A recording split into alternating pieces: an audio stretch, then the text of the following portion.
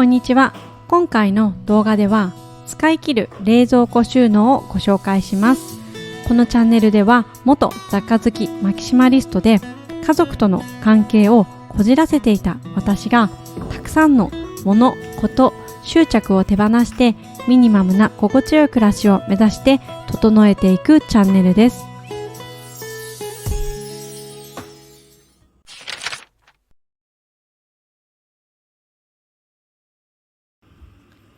冷蔵庫の中というのはよく家の中を表すと言いますが、その通りだと思います。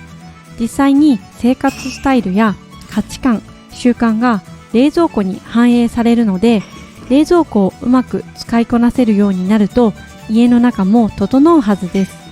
たとえ今家の中が整っていなくても、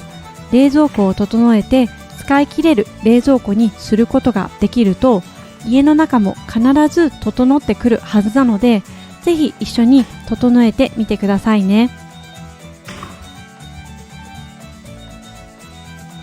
まずは冷蔵庫の中身をすべて出していきます。我が家は大学生、高校生の子供がいる4人家族で、平日はお弁当を作っています。1週間のまとめ買いをしているので、割と食材は多い方だと思っていましたが、実際に出してみると調味料が結構多いということに気づきます。この時に考えるのは、減らせる調味料がないかということを考えます。調味料の中でも使用頻度が少ないものは減らせる可能性があります。捨てるということではなくて、今後買わない方向にするということです。例えば焼肉のタレなどがあって使い切れていなければ、今後は焼肉のタレを買うのをやめて手作りしようとか、子供が食べたいと言って買ったドレッシングがあまり使えていないということであれば、サラダを作る頻度がどれくらいかを考えます。以前ドレッシングを常に買っていた割に週に2回くらいしかサラダが登場していないなんていうこともありました。それであればドレッシングは1種類で十分ですし、全員が食べやすいドレッシングにしようとか、お酢、オリーブオイル、塩コショウをかけて食べようなど、無駄を出さないための策を考えることができます。ちなみに最近は高校生の娘がサラダ弁当のリクエストをしてきたので、夫も娘もドレッシングを保冷剤と一緒にお弁当として持っていくようになりました。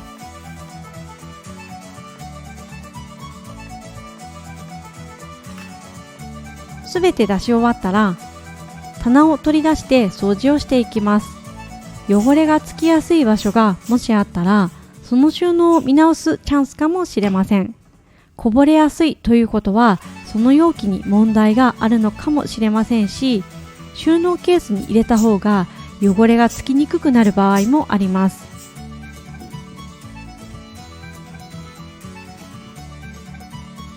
掃除が終わったら出してあったものを賞味期限を確認して戻していきます。この時必ず使うものだけをまずは戻していきます。もしよくわからない場合は、1週間以内に使ったものだけをまずは戻していきます。戻していくときに今まで使いにくかったり取り出しにくかったり中身を把握しにくいと感じている場所があったら、収納を変える必要があります。冷蔵庫収納も家の収納と同じで、取り出しやすくしまいやすい、どこに何があるかが把握しやすいというのが理想なので、取り出しにくいとか家族が探しにくいということであれば変更する必要があります。この時つい収納ボックスを買おうとしてしまいがちですが、冷蔵庫の中も家と同じです。必要な量だけに減らしきるまでは買わないのがおすすめです。お豆腐や納豆などがすぐに使える状態になっていなければ、この時にパッケージを剥がしてすぐ使えるようにしておいてくださいね。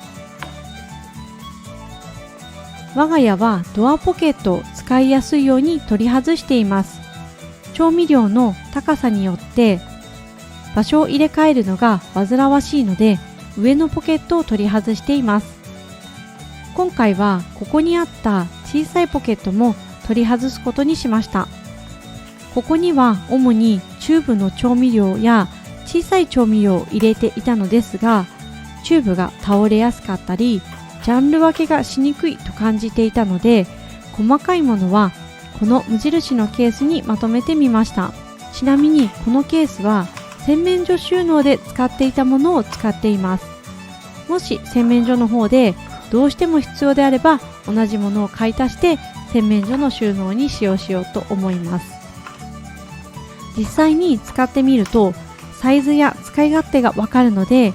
いつもこのようにあるものに収納してみて、試してからその同じものを購入するようにしています。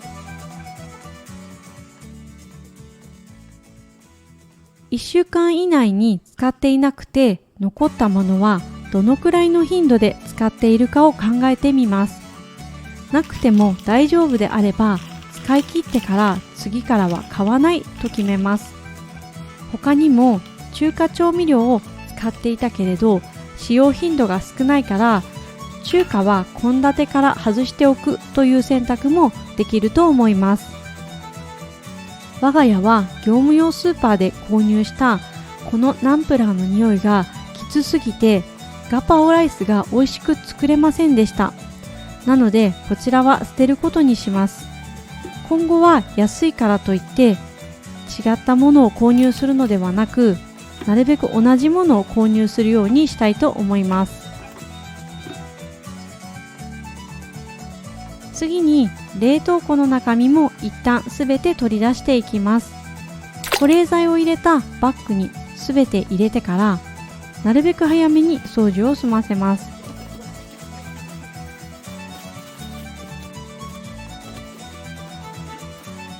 冷凍庫に入れておけばいつまでも保存できるわけではありません。多すぎる場合は取り出す時点で不要なものやいつ買ったかわからないものは見直していきます。冷凍焼けはしていないか、匂いがついていないかも確認すると良いと思います。我が家の場合は冷凍庫にはシャトレーゼで買ったアイスや業務用スーパーで買ったワッフルがたくさん入っています。コンビニで買うより安いアイスだったり、1個50円ほどで買えるワッフルを冷凍でストックしておいて、外での買い食いなどをしないように持って行ったりしています。いつ買ったかわからない、もったいないから捨てられないというものは優先的に解凍して今日にでも食べてしまいましょう。冷凍庫も何が入っているか把握して使いこなせれば節約ができますが、把握できなければ無駄買いになってしまいます。私の場合ですが、お肉などを冷凍庫に小分けして節約する人がすごいと思っていて、真似をしてみたことがあるのですが、うまく使いこなすことができませんでした。ズボラな私はまとめ買いをした時に、週の後半で使う予定の肉や魚はそのまま冷凍庫へ入れるだけ、後半になったら冷蔵庫に移すだけにしたら、冷凍もうまく使えるようになりました。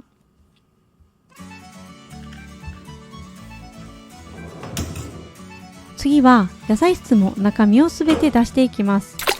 野菜もすべて出すことで古くなってきている野菜に気づくことができます。傷んでいる野菜があったときは、なぜ買ったのかを考えます。安いからという理由で買ったのか、美味しそうで買ったのか、いろいろ理由はあると思いますが、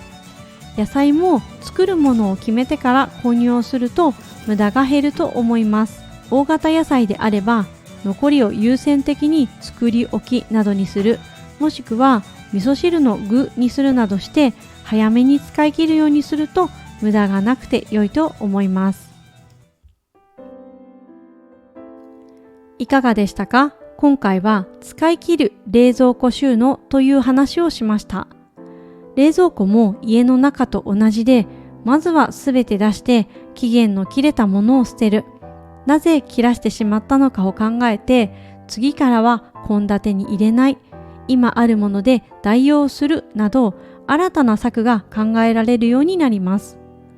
冷蔵庫のような小さなスペースだと取り出しやすくしまいやすい定位置を作るのも割と簡単なので、まずは冷蔵庫を使いこなせるようにしていくと家の中も整ってくると思います。何より自炊が楽しくなるのでぜひやってみてください。今回も最後までご視聴いただきありがとうございました。